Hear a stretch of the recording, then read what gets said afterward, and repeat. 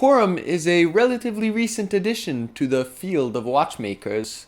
Founded in 1955, they are basically well known for two designs, a baguette movement and a 12-sided case.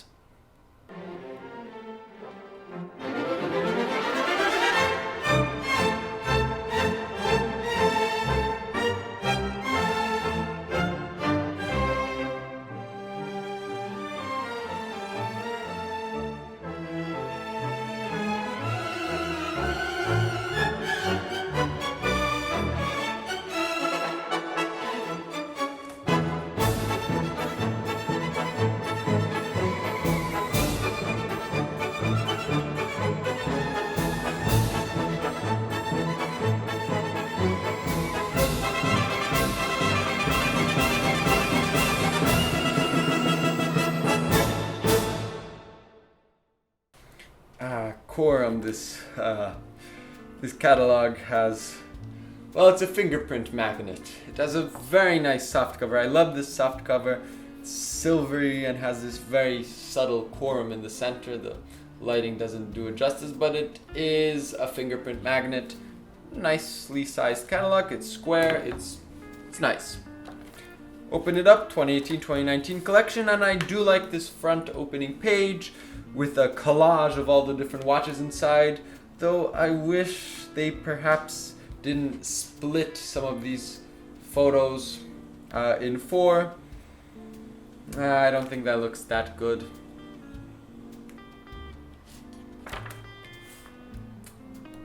Admiral is a series of watches that have an octagonal, well, not octagonal, what are we, 12? No, this is grown-up stuff. This is 12-sided probably, and wood with a bunch of different flags around the watch as the indices, and I like that. This isn't a marine watch, this is an admiral watch, and it's Corum's admiral watch. There's nothing really else like there. I do love that. What they did here was very interesting with that sort of grand date. See what they did here in this one. It has 2 digits. It's a grand date, 2 big digits, except instead of having them sideways, they just did top to bottom, and it's a pretty nice thing. And the design, all these designs are beautiful. Just the way they did it with all the little details with the case, with the colorful band and the little hint of those colors, in this case red, in the case, in between layers of the case, with that red accent, with those red date wheels on the movement.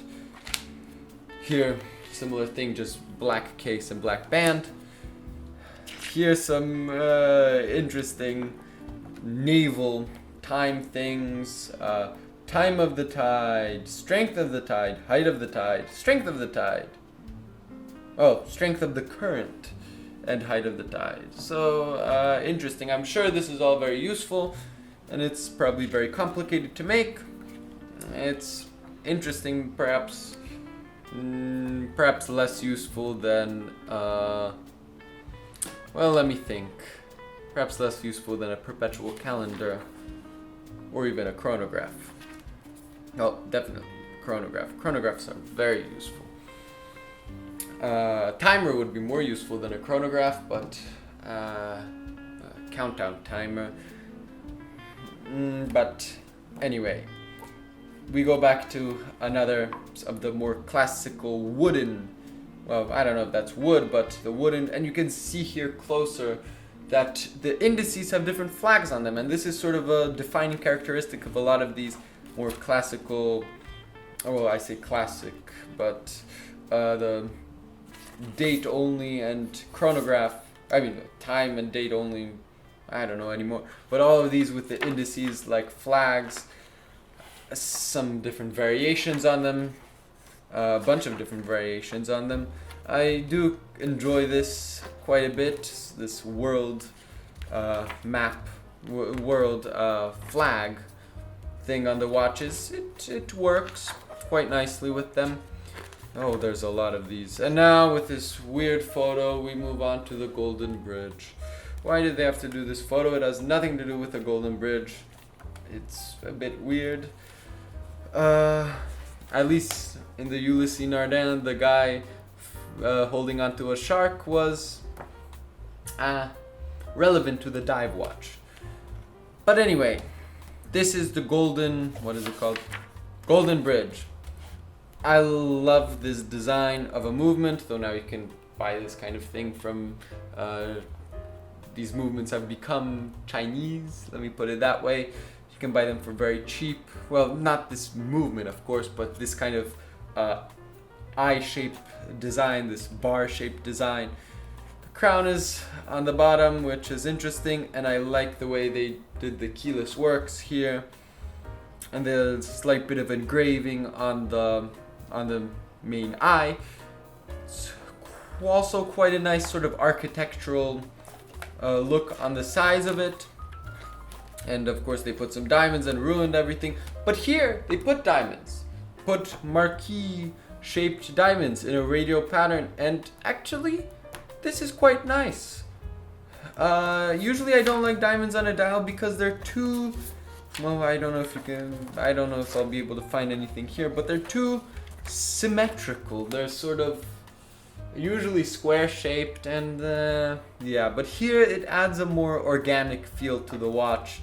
Here the movement is sort of more rigid, though it has a bunch of circles, so I guess it's not, but it's more rigid. And then the diamonds sort of provide a sunburst dial effect without having a sunburst or starburst dial effect, and it's the organicness that the dial needed.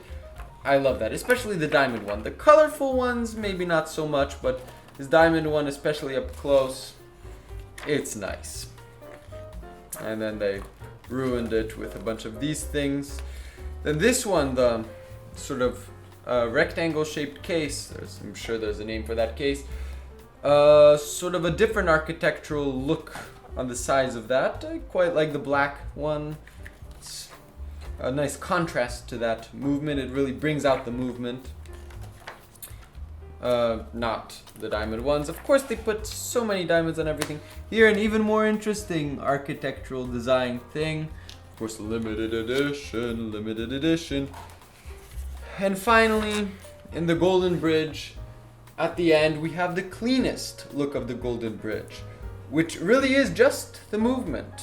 Even the case has a window on the side to be able to see the movement from the side. The case has nothing, but inside the case is nothing except for that eye-shaped movement, that sticky movement. Sticky meaning a stick. This is perhaps not a watch I'd wear or I'd buy, and probably not many people would wear or buy. But I am quite glad that they have it for the simple reason that they can show off that movement this way. This would be a great watch to see in a showroom. Perhaps not the one to take home, but a great one to see. And it's great that they have it. And of course they put some diamonds on there too. Now the heritage. That looks interesting. That's some kind of gong. Let's see what they have. Ah, a coin. I saw this watch and it's interesting, the coin. I don't like the hands. That's the one thing I don't like about it. The hands are too thin, too regular. Perhaps they could have made it better. Here they have some sort of tourbillon movement, and here you can see the movement on its own, and it's pretty organic looking movement. Pretty interesting. Of course they ruined it with that bezel, that awful bezel. But this Romulus, whatever it is, what is it? Some kind of, I think it's a perpetual calendar or some kind of calendar. I like this actually. I like how the design plays. I like how the band, the ridges on the band work with the same color on the bezel, and I like the Roman numerals on the bezel. Though of course that makes the whole bezel useless, but yeah. I like the translucent sapphire colored sapphire dial. I think it's opaque enough so that at a distance you probably can't see that it's translucent, but it'll look pretty good up close. And this classy dress watch design I also quite like. But you can see here that there is no 12 marker, but it is actually the Corum key, which I think that the Corum key is a very nice logo to have, and it makes this quite an interesting watch. Some more of these interesting, probably women's watch, and a bubble. Now here actually the photo makes sense because it is a bubble. The bubble watches are terrible. Absolutely terrible. All of them perhaps.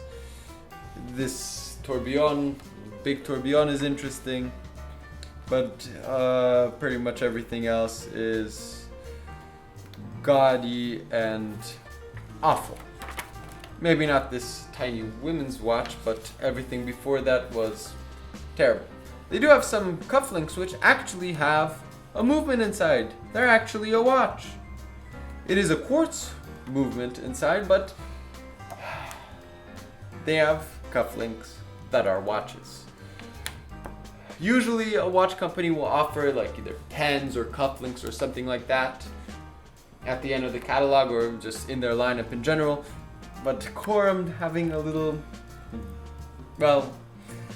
watch movement inside the cufflinks, making the cufflinks actual watches, is quite nice. Perhaps the ultimate dress watch, the most understated dress watch.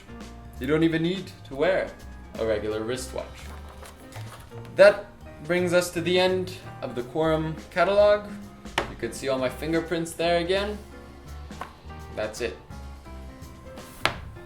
I'm not a huge fan of Corum. I mean, I'm not very interested in Corum, let me put it that way. I understand their watches. I understand sort of who they're marketing towards, and most of that is not me. What really makes me not a fan of Corum is their sort of brand mission. I appreciate the Admiral watch and the baguette movement as innovations in watchmaking industry, but they don't really have a focus on watch finishing in most cases. I mean, some of the baguettes look nice, but they say they have see-through case backs, but they never show them. But in general, they're really catering more to high-end fashion than to traditional watchmaking. I mean, they do have high-end watchmaking, they are capable, and they do make nicely finished watches, and they don't disrespect any high-end watchmakers, but their designs cater to the fashion market, which of course I dislike very much.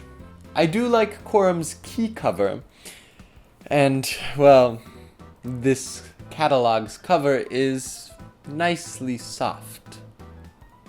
Thanks for watching the video to the end. If you liked it, please subscribe and like the video. Perhaps consider supporting me on Patreon. Any support would be greatly appreciated. I will be coming out with catalog collectors once a week for the foreseeable future. Of course, until I run out of catalogs. We'll see what happens then. See you in the next one.